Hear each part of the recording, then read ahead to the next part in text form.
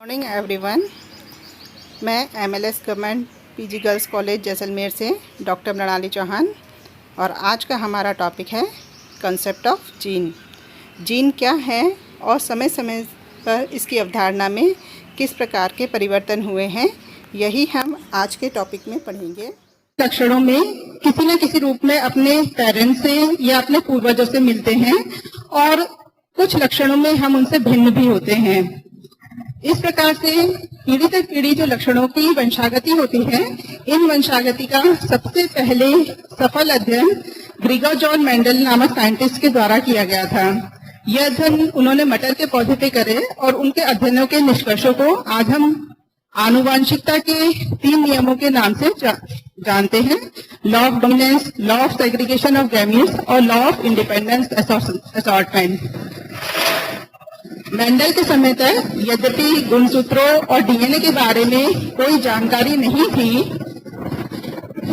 फिर भी मेंडल ने गुणों की वंशागति की बात करी थी और उसके अनुसार जीवों में कुछ फैक्टर्स होते हैं जो कि इन लक्षणों का निर्धारण करते हैं और यह फैक्टर्स पीढ़ी दर पीढ़ी स्थानांतरित होते हैं।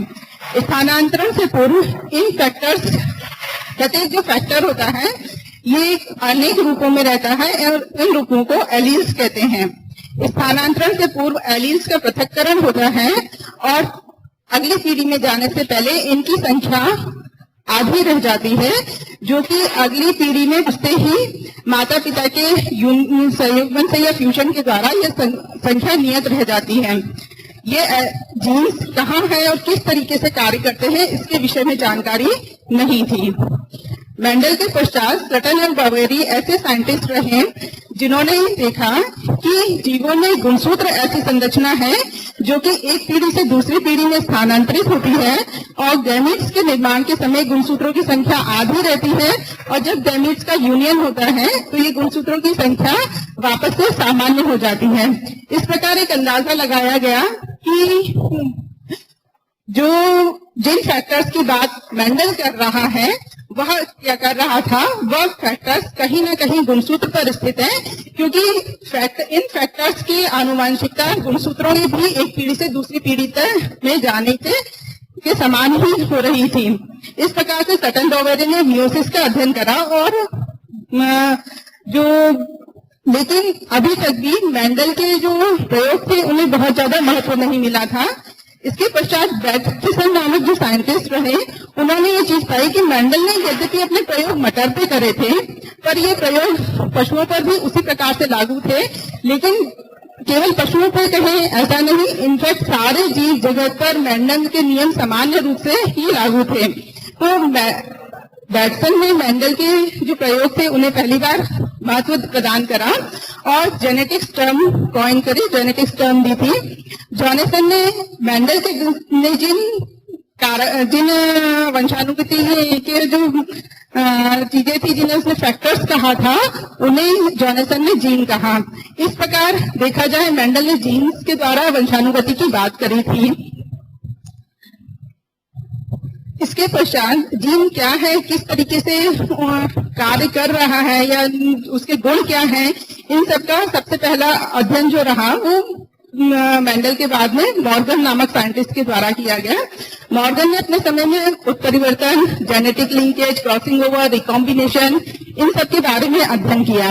अपने प्रयोगों के द्वारा मॉर्गन ने एक जीन थ्योरी दी। जीन थ्योरी के अनुसार गुणसूत्रों पर आनुवांशिकता की इकाइयां पाई जाती हैं और यह इकाइयां प्रत्येक गुणसूत्र पर हजारों की संख्या में उपस्थित होती हैं। जीन गुणसूत्र पर धागे में डाले मोती के समान स्थित है तथा प्रत्येक जीन का गुणसूत्र पर एक निश्चित स्थान होता है जो कि इस जीन का लोकस कहलाता है। अब इस जीन थ्योरी से जीन के बारे में हमें क्या क्या बातें पता चलती हैं। पहली चीज, जीन गुणसूत्र पर पाई जा रही है। दूसरी बात, जीन गुणसूत्र पर एक रैखिक क्रम में लगी हुई है, एक के बाद एक जीन है, 2 जीन कभी भी अगल बगल में स्थित नहीं होंगी। थर्ड थिंग, जीन एक पॉइंट मास है, जीन की अपनी डायमेंशन नहीं है, लंबाई चौड़ाई नहीं है। इस कारण से जीन एक बिंदु स्थान पर ही स्थित है और उस बिंदु स्थान को लोकस कहा जा रहा है। लोकस कहा गया, लंबाई चौड़ाई नहीं है, लोकस है और एट ए टाइम, क्योंकि जीन एक बिंदु के फॉर्म में है तो और लोकस पर है, तो एक समय में एक गुणसूत्र पर जीन का कोई एक रूप स्थित हो सकता है, अर्थात कोई एक एलील ही हो सकता है, एक से ज्यादा एलील एट ए टाइम नहीं हो सकते। क्योंकि जीन की पोजीशन फिक्स हो गई, लोकस फिक्स हो गई, इस कारण जीन अपनी पोजीशन भी नहीं बदल सकती, निश्चित उसकी स्थिति निश्चित है।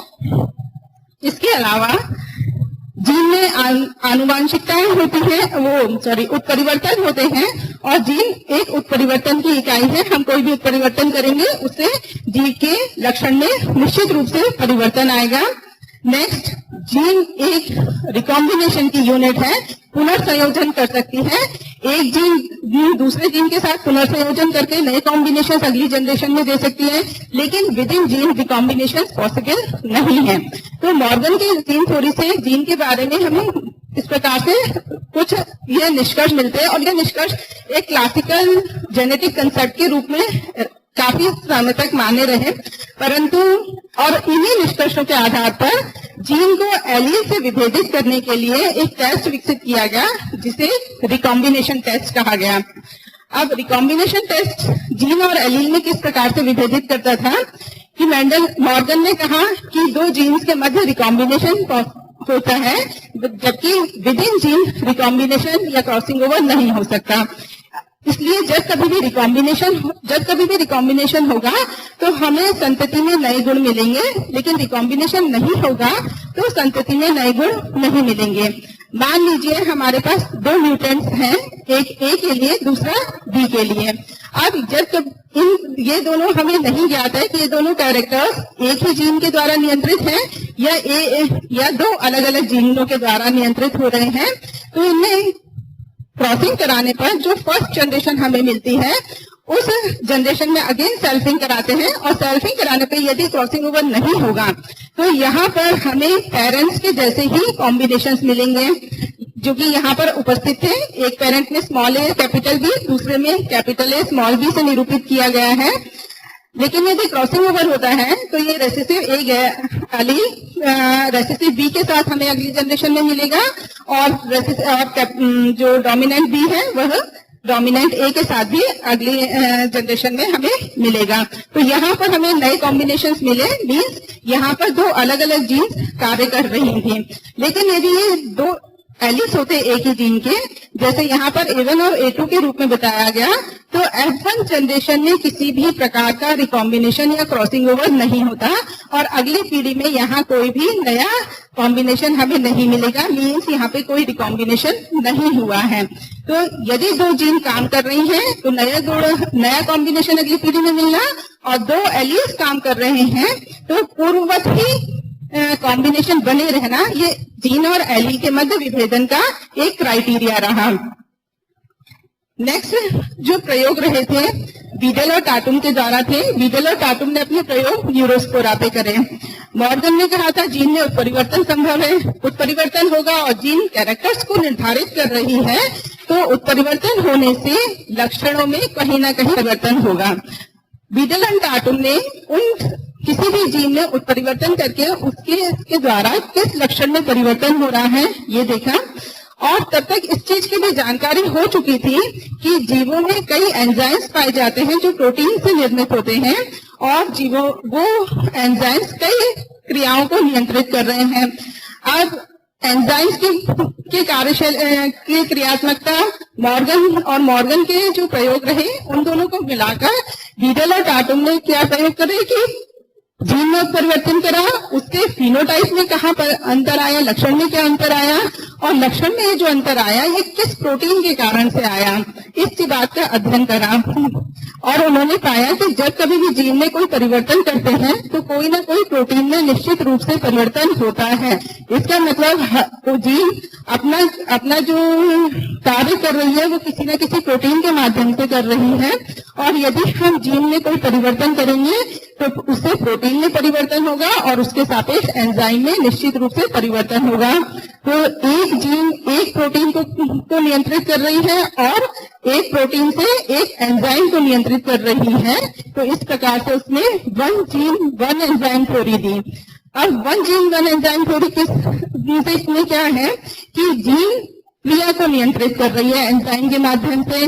मतलब एक जीन एक क्रिया को नियंत्रित कर रही है तो जीन को एक फंक्शनल यूनिट कहना चाहिए, अर्थात जीन एक फंक्शनल यूनिट है।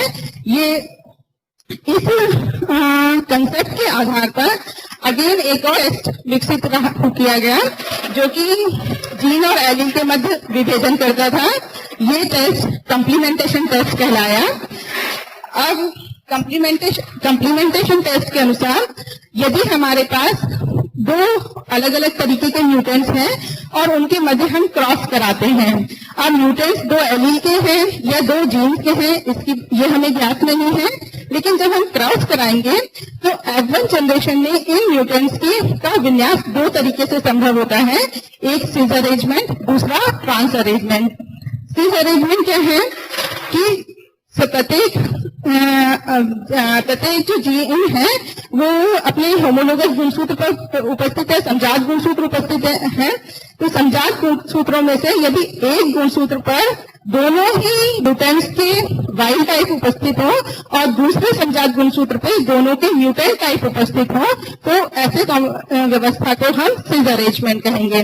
दूसरी ट्रांस व्यवस्था, यदि एक समजात गुणसूत्र पे एक का म्यूटेंट और दूसरे का वाइल्ड टाइप हो और दूसरे समजात गुणसूत्र पे पहले का वाइल्ड टाइप और दूसरे का म्यूटेंट है तो यह अरेंजमेंट ट्रांस अरेंजमेंट कहलाएगा।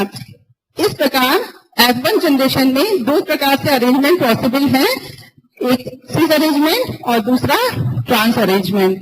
अब इस अरेंजमेंट पे यदि वीगल कार्टून की थ्योरी अप्लाई करें तो यदि और हम मान के चलें कि ए और बी दो अलग अलग जीन्स हैं तो ए को इस बात से कोई फर्क नहीं पड़ता कि बी उसके बगल में किस रूप में स्थित है और बी को अपने कार्य करने के लिए इस बात से कोई फर्क नहीं पड़ेगा कि ए जीन उसके बगल में किस रूप में उपस्थित है। यहाँ पर ए अपना प्रोटीन बनाएगी वाइल्ड टाइप का और बी भी अपना वाइल्ड टाइप प्रोटीन बना सकती है सिस अरेंजमेंट में। ट्रांस अरेंजमेंट में अगेन देखें तो यहाँ भी ए अपना प्रोटीन स्वयं बना सकती है और बी भी अपना प्रोटीन बना सकती है। दोनों ए और बी प्रोटीन बनने के कारण, दोनों ए और बी क्रियात्मक एंजाइम्स बनने के कारण हमें सिस और ट्रांस दोनों अरेंजमेंट में दो जीन्स होने पर वाइल्ड टाइप का फॉर्म दिखेगा, वन्य प्रारूप नजर आएगा। लेकिन यदि ए और बी दो अलग अलग एलील्स हैं तो ट्रांस अवस्था में ये पूरा रीजन एक जीन का रीजन होने के कारण इस पहले समजात गुणसूत्र की पहले गुणसूत्र की बात करें तो इसका ऊपरी भाग क्रियात्मक प्रोटीन बनाने में सक्षम नहीं होगा। दूसरे गुणसूत्र की समजात गुणसूत्र की बात करें तो इसका निचला भाग प्रोटीन का क्रियात्मक रूप बनाने में भी सक्षम नहीं होगा। अल्टीमेटली ट्रांस अरेंजमेंट में यदि दो एलील्स होंगे तो हमें पूर्ण रूप से क्रियात्मक वन्य प्रारूप प्राप्त नहीं होगा। अतः यदि F1 जनरेशन में हमें वन्य प्रारूप मिलता है तो दो जीन्स में म्यूटेशन हुई है और यदि हमें वन्य प्रारूप नहीं मिलता तो एक ही जीन के दो एलील्स का फॉर्मेशन हुआ है, म्यूटेशन से दो एलील्स या दो रूप बने हुए हैं। इन रिकॉम्बिनेशन टेस्ट और कंप्लीमेंटेशन टेस्ट ये दोनों जीन और एलील्स के मध्य क्लासिकल कंसेप्ट के अनुसार विभेदन करने की प्रक्रियाएं रही।